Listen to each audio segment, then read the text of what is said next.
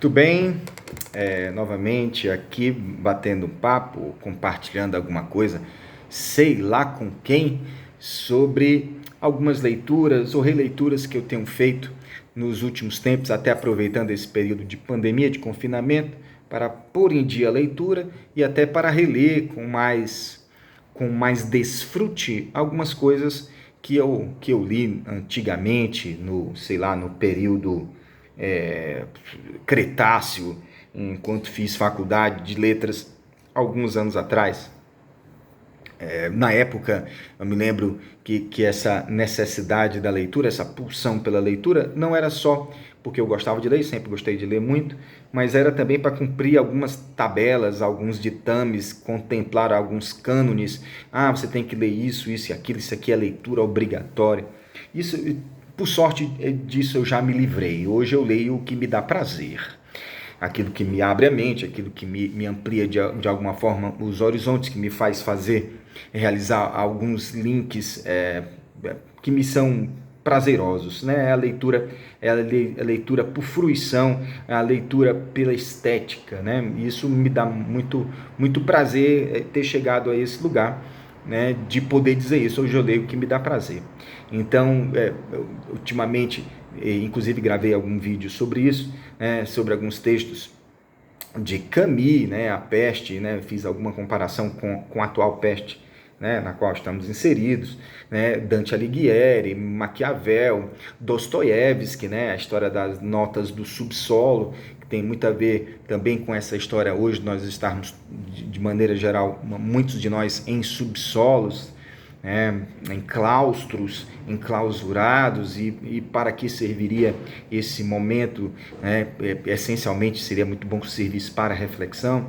E reli agora, estou relendo, né, mas com uma outra abordagem, uma outra pegada. Estou relendo o Orwell, o 1984, é um livro extraordinário, uma distopia, né, e fazendo bem a diferença. A distopia é o contrário da utopia, enquanto a utopia seria um mundo perfeito, um mundo harmonioso, um mundo ao qual todos nós devemos almejar, trabalhar e desejar, né? É uma coisa meio bíblica, né? Meio paraíso, meio Thomas Mordos, tal, não sei o quê. E a distopia é o contrário disso, é o mundo que a gente deve temer, é uma coisa aterrorizante, amedrontadora. E o que mais me amedronta no livro do Orwell, no do 1984, na verdade, esse 1984 são 30 e poucos anos, 30 e alguns anos antes, depois da própria morte, do tempo que ele escreveu esse livro.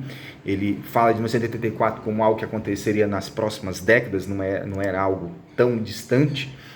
E o que mais me amedronta naquilo, são as coisas que ele acerta, né? É aquilo que ele acerta. Aquilo que ele acerta é algo terrível. Essa ideia de termos teletelas o tempo inteiro, que não só nos trazem, né, que trazem as pessoas do livro, né, do 1984, trazem informações, comunicações, ao mesmo tempo estão captando imagens dele num sentido de controle, de patrulha, de fiscalização. Então, o sujeito do 1984, todas essas pessoas que estão ali têm medo das teletelas, porque as teletelas estão patrulhando, estão controlando, fiscalizando. E, na verdade, tanto essa tela que está aqui diante de mim, como as telas que a gente se encontra na rua, com elas, né? As telas estão nas mãos das pessoas, as telas que estão presas ou móveis, né, nos prédios, nas casas, nos bancos, elas também estão nos captando, estão nos controlando, estão nos fiscalizando o tempo inteiro. E existe uma patrulha, né, uma patrulha também cultural, como também tem em 1984. Por exemplo, o ato do Winston, que é o nosso personagem, de escrever. Ele tem um diário, que é uma coisa profundamente revolucionária, subversiva. Ele pode ser preso, as pessoas desaparecem da noite para o dia, da dia para a noite, evaporam, é um termo que ele coloca. Por isso, por exemplo, por registrar ideias, por registrar impressões, e principalmente quando essas ideias ou impressões são contrárias ao que prega o grande irmão, ao Big Brother, ou que prega o governo. Esse grande governo onde é o nosso personagem, onde esses personagens estão inseridos.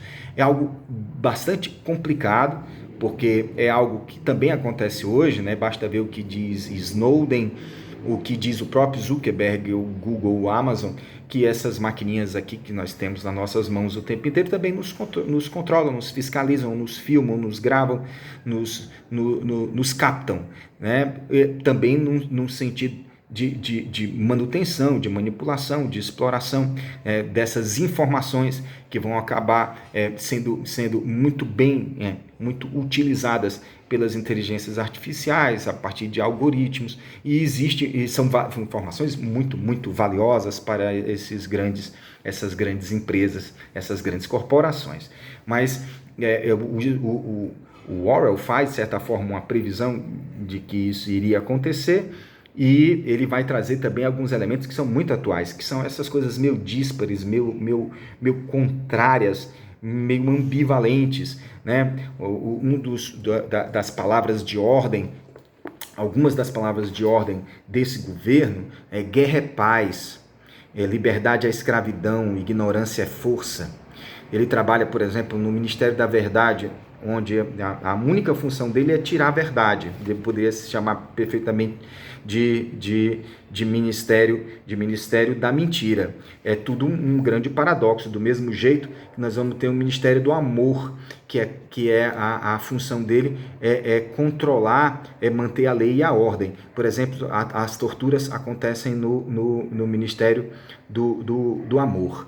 Então, isso nós vamos observar hoje, né?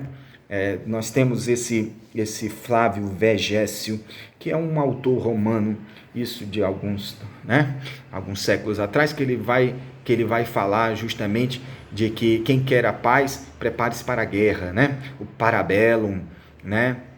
Se vis pacem, parabellum, prepare-se para a guerra, né? E há também aquele que diz que toda guerra é feita pela paz, e você vai ver também tantos governos que se dizem que tem nos seus nomes, nas suas nomenclaturas, o termo democrático, são as piores ditaduras. E você vai ver, por exemplo, no Brasil, algumas pessoas que exigem o direito de pedir AI-5, que é algo completamente contrário, né? Nós queremos a ditadura, em outras palavras, nós queremos o direito de não ter direito. Então, esses paradoxos, o Orwell vai citar e fazendo uma previsão, uma profecia desse mundo meio maluco no qual a gente está, todo mundo hoje. Ele vai falar que diariamente vai ter os 2 minutos de raiva, onde as pessoas param tudo que estão fazendo e vão professar e vão protestar contra aqueles que protestam contra o governo, contra o Big Brother. Esses subversivos são agredidos verbalmente por todo mundo, né? São 2 minutos que o Orwell vai dizer que é uma histeria, e ele se vê às vezes também professando, gritando, e aí você vai ver que ele foi econômico, né? Se a gente for pensar no Brasil hoje, não são 2 minutos, né? São 24 horas dessa histeria, dessa polarização, dessa gritaria, da gente não se entender, da gente não se falar, da gente não prestar atenção naquilo que o outro diz e querer o tempo inteiro fazer valer o seu pensamento, a sua postulação, a sua ideia. E é uma previsão, é uma profecia. Só que ele vai falar de 2 minutos. Nós somos muito mais pródigos, né? Nós fazemos 24 horas de histeria e de gritaria e de protestos sem a gente se entender, sem a gente se compreender. Bom, então é muito bom ler o Orwell, não no sentido de dar prazer estético, né? Pô, que delícia. Na verdade, é um texto muito bem urdido, muito bem construído, e ao mesmo tempo uma previsão, uma profecia, e que nos preocupa, não por aquilo que ele, não nas viagens que ele realiza, mas em tudo aquilo que ele acerta. É um risco que a gente possa acabar caindo nesse tipo de comportamento, e a gente possa exigir Big Brothers, né, de qualquer maneira, de qualquer estilo. Todos eles são bastante nocivos e perniciosos.